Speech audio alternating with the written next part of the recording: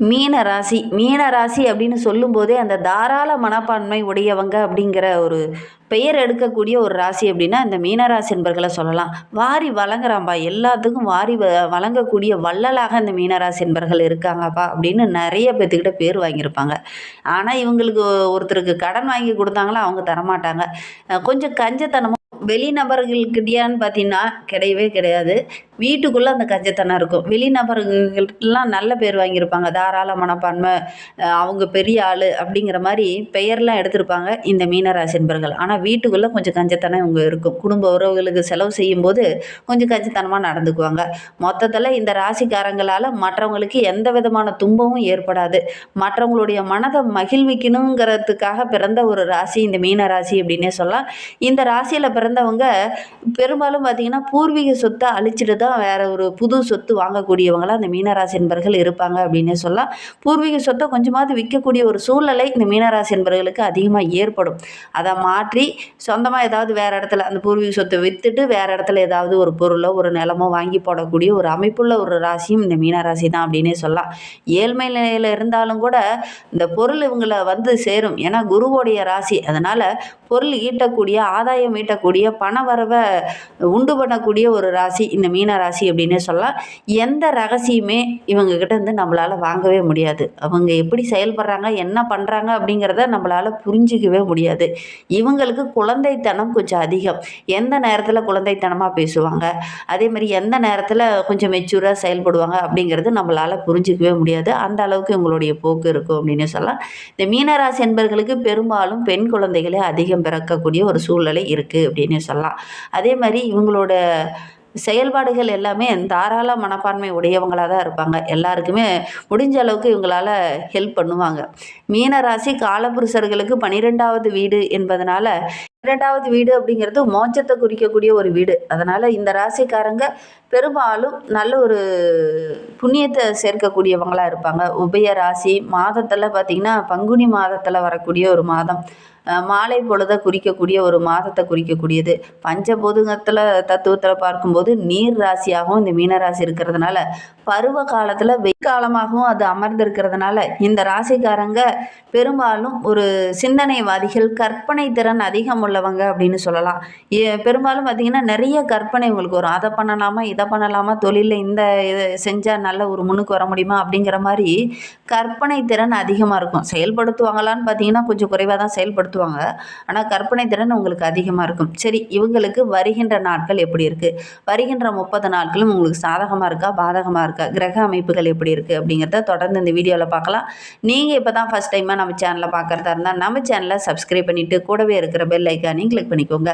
அப்போ தான் நாங்கள் போடுற ஒவ்வொரு வீடியோவுமே உங்களுக்கு நோட்டிஃபிகேஷனாக வரும்.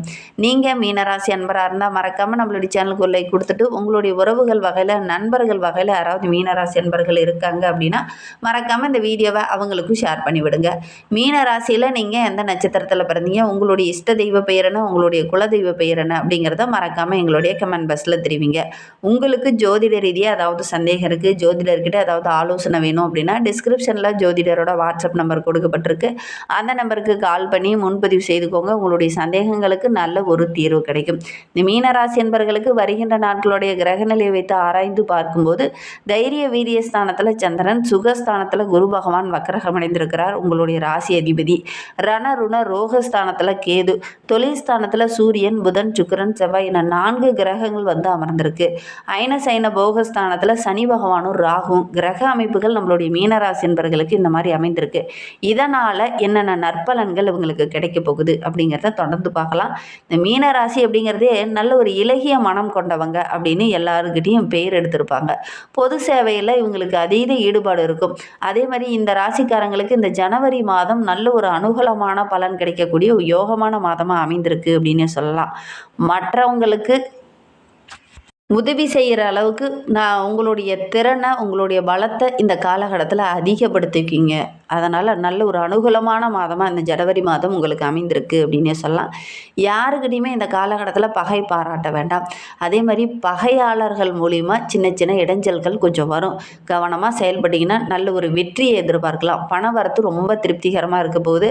கையில் ஓரளவுக்கு பணம் இந்த காலகட்டத்தில் இருக்கும். இதுவரை தொலைந்து போன விஷயங்கள்லாம் இந்த காலகட்டத்தில் உங்களை தேடி வரும். நீண்ட தூர பயணங்கள் எல்லாமே உங்களுக்கு நல்ல லாபத்தை பெற்றுத்தரும். மனதில் ஒரு தைரியம் பிறக்கக்கூடிய மாதமாக இது அமைந்திருக்கு அப்படின்னு சொல்லலாம். சுக்கிரன் சஞ்சாரம் சாதகமாக இருக்கிறதுனால நல்ல ஒரு மேன்மையை இந்த நாட்கள் எதிர்பார்க்கலாம். உயர் மட்டத்தில் இருக்கக்கூடிய அதிகாரிகள் மூலிமா நல்ல ஒரு பாராட்டு, பதவி உயர்வு இதெல்லாம் கிடைக்கக்கூடிய யோகம் இருக்குது. அவங்க மூலிமா சின்ன சின்ன உதவிகளும் இந்த காலகட்டத்தில் உங்களுக்கு கிடைக்கும்.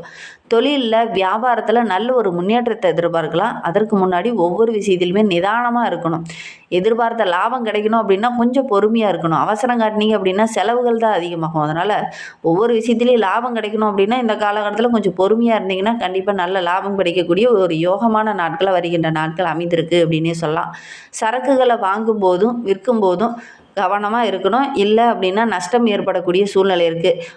நீங்கள் யாருக்காவது கொடுக்க போகிறீங்க அப்படின்னா அது கரெக்டாக அனுப்புகிறோமா, கரெக்டாக இருக்கா, பாதுகாப்பாக இருக்கா அப்படிங்கிறத ஒரு முறைக்கு 2 முறை செக் பண்ணி பார்த்துட்டு ஏற்றுமதி செய்கிறவங்க செய்யுங்க. அதே மாதிரி வாங்குறவங்க அதை கவனமாக பார்த்துக்கணும். இல்லை அப்படின்னா அதில் ஏதாவது சின்ன சின்ன இடைஞ்சல்கள் இருக்கக்கூடிய ஒரு சூழ்நிலை இருக்குது. அதனால் கவனமாக இருக்கிறது நல்லது. உத்தியோகத்தில் இருக்கிறவங்களுக்கு இந்த காலகட்டத்தில் பணி சுமை கொஞ்சம் அதிகமாக இருக்கும். இருந்தாலும் ஓரளவுக்கு பாராட்டு பெறக்கூடிய ஒரு யோகமான நாட்களாக வருகின்ற நாட்கள் அமைந்திருக்கு அப்படின்னு சொல்லலாம். இந்த காலகட்டத்தில் ஒரு சிலருக்கு பதவி உயர்வு கிடைக்கக்கூடிய யோகம் இருக்குது. தற்காலிகமாக போனவங்களுக்கு பணி நிரந்தரமெல்லாம் கிடைக்கக்கூடிய யோகமான நாட்களாக வருகின்ற நாட்கள் அமைந்திருக்கு அப்படின்னு சொல்லலாம். குடும்பத்துக்குள்ளே நல்ல ஒரு நிம்மதி இருக்கும். கோபப்படாமல் நிதானமாக ஒவ்வொரு விஷயத்தையும் அணுகுனீங்க அப்படின்னா நல்ல ஒரு மேன்மையாக வருகின்ற நாட்களில் எதிர்பார்க்கலாம் அப்படின்னு சொல்லலாம். சகோதரர் வகையில் சின்ன சின்ன உதவிகள் இந்த காலகட்டத்தில் கிடைக்கிறதுல தடைகள் ஏற்படும். கவனமாக இருக்கணும்.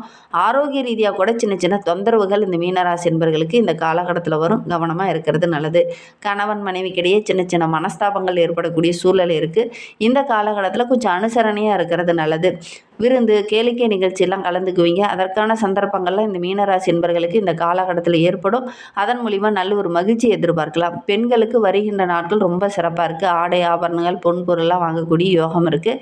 ஒவ்வொரு விஷயத்துலையுமே நிதானமாக இருக்கணும். அவசரப்பட்டீங்க அப்படின்னா காரியம் கட்டணும். அதனால் கொஞ்சம் அனுசரணையாக போனீங்க அப்படின்னா எடுக்கிற காரியங்கள் உங்களுக்கு வெற்றியாக அமையக்கூடிய ஒரு யோகமான மாதமாக வருகின்ற மாதம் அமைந்திருக்கு அப்படின்னே சொல்லலாம். கலைத்துறையை சார்ந்த நண்பர்களுக்கு நல்ல ஒரு சிறப்பான பலன் கிடைக்கக்கூடிய ஒரு யோகமான நாட்களாக அமைந்திருக்கு. உங்களுடைய செயல் திட்டங்கள்லாம் இந்த காலகட்டத்தில் அப்படியே பிளானை அப்படியே எக்ஸிக்யூட் பண்ணுவீங்க. நல்ல ஒரு மேன்மையை எதிர்பார்க்கலாம். எந்த சூழ்நிலையிலுமே மனம் தளராமல் விடாமுயற்சியோடு எடுக்கிற காரியங்கள் உங்களுக்கு வெற்றியாக அமையும். விடாமுயற்சியோடு ஒவ்வொரு விஷயத்தில் இருந்தீங்க அப்படின்னா நல்ல ஒரு வெற்றியை எதிர்பார்க்கலாம். வண்டி வாகனம் வாங்கக்கூடிய யோகம் இந்த மீனராசி என்பவர்களுக்கு இந்த காலகட்டத்தில் அமையும். அதற்கான சந்தர்ப்பங்களும் அமையும். பழைய வாகனத்தை விற்றுட்டு புதிய வாகனம் வாங்கக்கூடிய யோகம் இருக்குது. ஒரு சிலருக்கு மருத்துவ செலவுகள் செய்யக்கூடிய சூழ்நிலை இருக்குது. இந்த மீனராசி என்பவர்கள் சுப விரயமாக கொஞ்சம் மாற்றிக்கிறது நல்லது. இந்த காலகட்டத்தில் திட்டமிட்டு ஒவ்வொரு விஷயத்தையும் செஞ்சீங்க அப்படின்னா கண்டிப்பாக உங்களால் சுப விரயமாக மாற்றிக்க முடியும்.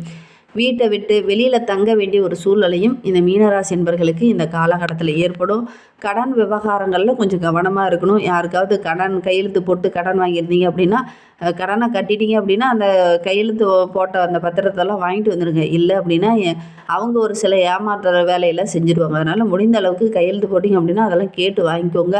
உபத்தொழில் தொடர்பான காரியங்களில் சின்ன சின்ன தடைகள் வரும். பார்ட் டைமாக ஜாப் செஞ்சிட்டு இருக்கீங்க மீனராசி என்பவர்களுக்கு இந்த காலகட்டத்தில் சின்ன சின்ன தடைகள் வரும். கவனமாக செயல்படுறது ரொம்பவும் நல்லது. மீனராசி என்பவர்களுக்கு அரசியலில் இருக்கிறவங்களுக்கு வருகின்ற நாட்கள் ரொம்ப சிறப்பாக இருக்குது அப்படின்னே சொல்லலாம். எடுக்கிற காரியங்கள் உங்களுக்கு சக்ஸஸாக முடியும். உங்களுடைய உழைப்புக்கு நல்ல ஒரு அங்கீகாரம் கிடைக்கும். நண்பர்களால் சின்ன சின்ன கருத்து வேறுபாடுகள் இந்த காலகட்டத்தில் வரலாம். உங்களுடைய வம்சாவளியை சார்ந்தவங்களால் சின்ன சின்ன பிரச்சனைகள் இந்த காலகட்டத்தில் வரும். கவனமாக செயல்படுறது நல்லது. ஏதாவது முக்கியமான ஆவணங்கள்லாம் வச்சுருக்கீங்க, அவங்கக்கிட்ட கொடுத்து பத்திரமா வச்சுக்கலாம் அப்படின்னு நினச்சிருந்தீங்கன்னா கூட அந்த ஆவணங்கள்லாம் இந்த காலகட்டத்தில் ஒரு சில இடத்துல அவங்க எடுத்து பயன்படுத்திப்பாங்க. அதனால் கொஞ்சம் கவனமாக இருக்கிறது இந்த காலகட்டத்தில் இந்த மீனராசி என்பவர்களுக்கு ரொம்பவும் நல்லது அப்படின்னே சொல்லலாம். சொத்து விவகாரங்களில் ரொம்ப கவனமாக இருக்கணும். இல்லை அப்படின்னா ஏமாறக்கூடிய ஒரு சூழ்நிலை ஏற்படும். எதிர்பாராமல் திடீர்னு செலவுகளும் இந்த காலகட்டத்தில் வரும். திடீர்னு அதிர்ஷ்ட வாய்ப்புகளும் உங்களை தேடி வரும். கவனமாக இருக்கிறது ரொம்ப நல்லது. அதிர்ஷ்டம் ஒரு பக்கம் இருந்தாலும் செலவுகளும் கூடவே வரும். திட்டமிட்டு செலவு செய்யுங்க.